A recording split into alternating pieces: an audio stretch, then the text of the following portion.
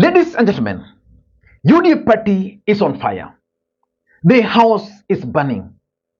And UDA house is burning with everybody. And I'm not so sure whether William Ruto will remain with a party called UDA party before 2027. Earlier today, Cleophas Malala, the Secretary General of UDA party, released some press statement.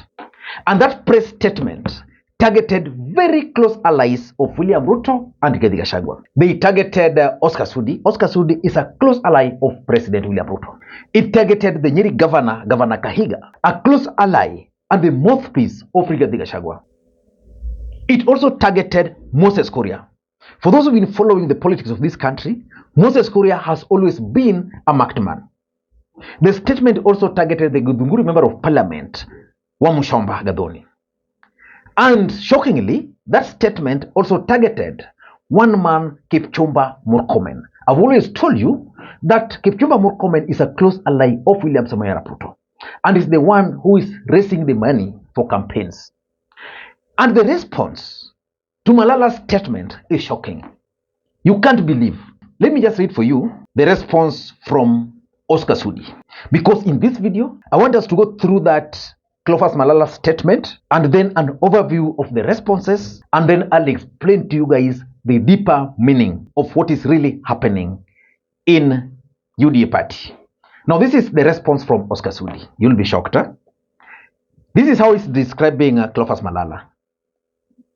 Elevated MCA suffering from illusory superiority, thinking he matches Rafael Tojo's caliber.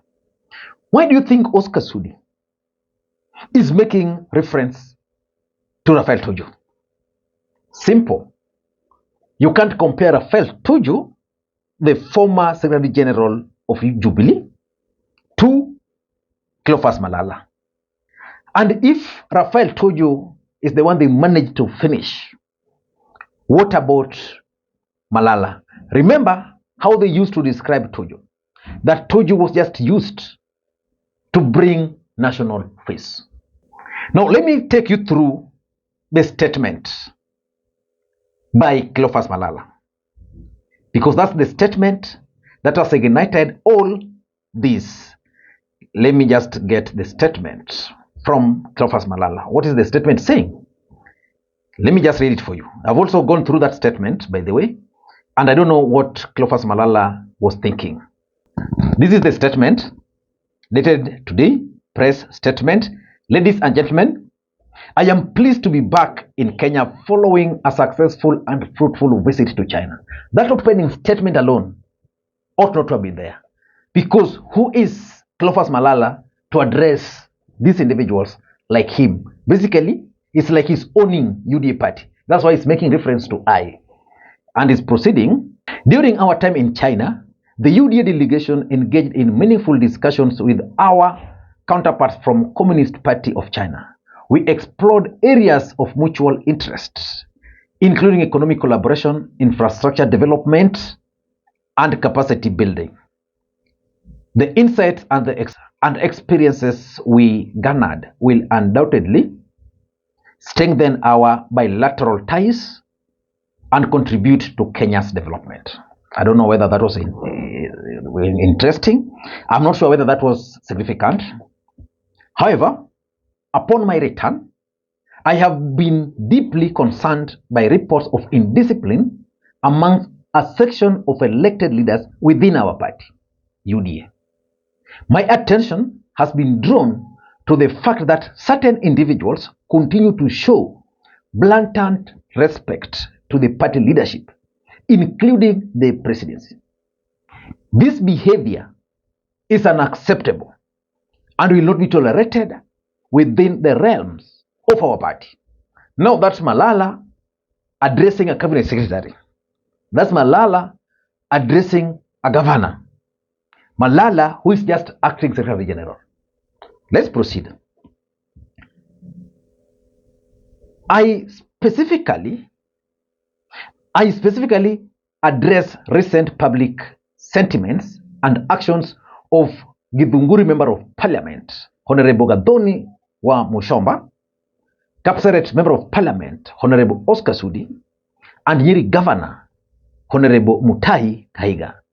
Your recent conduct not only undermines the party's unity, but also disrespects the leadership that you pledge to serve. Now, this is a Secretary General addressing people who are senior to him, people he found in this party. Let this be, listen to the tone of that statement. Let this be a stern warning. Desist from such actions with immediate effect. Should this behavior persist, the party will take disciplinary action against you. So Malala is like now the owner of UDA party. In fact, now I'm understanding why Oscar Sudi responded the way he did. Of course, the diction and even the language used by Oscar Sudi, that's not Oscar Sudi's handwriting. It's proceeding. Additionally, it has come to my attention that some cabinet secretaries have been involving themselves in political activities contrary to the law, which requires them to remain apolitical. Honorable Moses Kuria, the Cabinet Secretary for Public Service, Gender and Affirmative Action. Moses Kuria is not a Cabinet Secretary for Gender. He's not even aware of that ministry, because I think Gender and Affirmative Action falls under Aisha Juma. Moses Kuria is Public Service and Delivery. Your primary responsibility is to serve the people within your docket. Should you wish to engage in politics, you are welcome to resign and join the political arena. Now, that is Cleophas Malala addressing a cabinet secretary. Oh, yeah, and is still acting. If this statement had the tone of UDA as a collective party, it would have made the difference. But the tone here is actually personalized to Cleophas Malala. Probably Malala failed to engage the services of PR. Now, he's proceeding because the responses are also on fire. He's proceeding. Similarly, Honorable Kipchumba Murkomen, Cabinet Secretary for Roads and Transport, your focus should be on addressing the pressing issues in your ministry, particularly the reclamation of roads damaged by recent floods. Serve the Kenyan people or step down from your position and return to politics. I think Malala is mad. That's what I can conclude. If not, then there's a big problem in UDA party, and it's proceeding. Furthermore, I urge the young politicians within the UDA who have prematurely begun their campaigns for 2032 to halt these activities. Your current mandate is to serve your constituents. Early campaigning not only distracts from your responsibility, but also disrespects the trust placed in you by the electorate. Should you continue with these premature campaigns, the party will take stern disciplinary action against you. Now it's referring to Ndindi Nyoro and the group. Which party? These are the party members who are engaging in early campaigns, doing all these sort of things. He's accusing them. Which party? Is concluding. In conclusion, the importance of party discipline and respect for party hierarchy is sacrosanct. Any form of indiscipline will not be tolerated within the ranks of UDA party. We must uphold the values and the principles that guide our party to ensure we deliver on our promises to the people of Kenya. Cleophas Malala. This statement by Malala, he missed it big time. But what about the responses? Again, fast and furious. Of course, you've seen the response from Oscar Sudi. Let me take you to the response from Gathoni Wamuchomba. Let me just take you to the response from Gathoni Wamuchomba. By the way, before we go through Wamuchomba's statement, let us listen to the Nyeri governor, how he described Malala. Any threats from Honorable Cleophas Malala are just hot air because he holds no substantial position in the party. Nobody elected him. And yes, I think I would want to say that Honorable Cleophas Malala, being in the United Democratic Alliance as Secretary General, is just like a square peg in a round hole. It does not fit. And therefore, I think he should hold on to his horses as we carry on with the elections that are ongoing. And one of the targets must be that we'll be able to get him out of that position. And I have said this before, and I will repeat that you must be in a party to bring value, and any value to the party is the membership that you bring and the drive that you bring into it. And unfortunately, that is not visible. Looking at him and his body language, I think he represents some other forces. And looking at it, that might not even be his original statement. It could have come from other corners, but we are waiting to see. And again, banding us together, I think the least we would expect is for him to respect us as members of the party who pay his salary. Now, let us go to Wamushomba. This is what Wamushomba's response is. Malala, welcome back from US. I think she meant China. I hope you chewed our taxes right and enjoyed to the last drop. The tone again.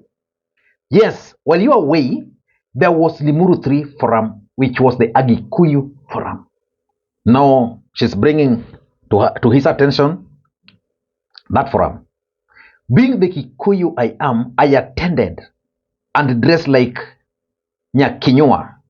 What was your problem? Come clear.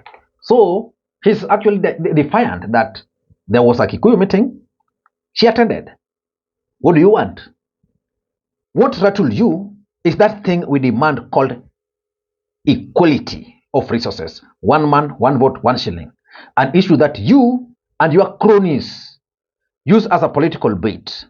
Mount Kenya population just believed in UDA on this promise. Are you getting? My party is called United Democratic Alliance, meaning the party is founded by the democratic principles, mainly liberty and equity. You have the liberty to do the needful. I am happy you have started the journey. It will be bumpy and itchy.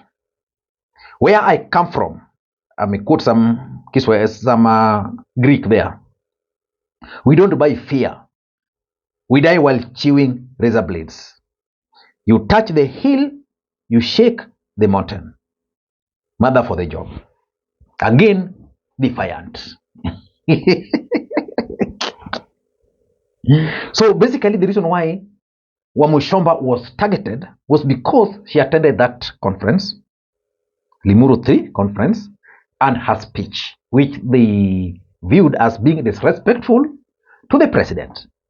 Remember, President William Ruto himself engaged himself for campaign 8 good years.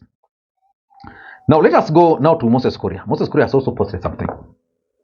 As I said on 21st May, I will not make any political statement till 20th August. Someone is not happy with this and is trying to provoke me. In any case, that statement could not be from Cleophas Malala because it was in good English. So if the statement did not come from Cleophas Malala, it came from whom? That is the statement, that is the question that we need to ask Moses Kuria. So in this video, I want us to do that critical analysis about this particular statement. But before we do it, for those who are watching the channel for the first time, please take a second or two, click that subscribe button so that next time we produce a video like this, YouTube will automatically notify you. And to the subscribers, I want to continue thanking you guys for your continued support. Because without that support, this channel cannot be where it is. Ladies and gentlemen, without any further ado, allow me to dive in. Ladies and gentlemen, what is your interpretation of the responses to the statement by Cleophas Malala? For me, I have the following. Number one, UDA is collapsing. UDA as a political party was built on a weak foundation. Kenya Kwanza itself was also built on a weak foundation. William Ruto is in a situation where he doesn't even know what to do. He's not so sure whether he wants the mountain. He's not so sure whether he wants Raila Odinga and the Luos. He's not sure whether he wants the ODM party. He doesn't know whether he wants the Luo nation. William Ruto is not sure of what he wants. But from the statement, it is now clear that UDA as a political party is going to face it rough moving forward. We are going to have either UDA Asili, UDA Kamili, or another group is going to leave. Remember, today, Rigathi Gachagua boycotted William Ruto's events. He attended some events, which was attended also by other presidents. He boycotted. Of course, there was this story of Rigathi Gachagua forming his own political party. That's in the works. So that's my first interpretation. UDA is collapsing. Number two, Malala Cleophas, the Secretary General, should realize one thing, that he is an unwanted guest in UDA party. And the sooner he realizes this, the better. The fact that Malala came from nowhere, from ANC party, to lead, to be appointed as the Secretary General, very few people in UDA party accepted that.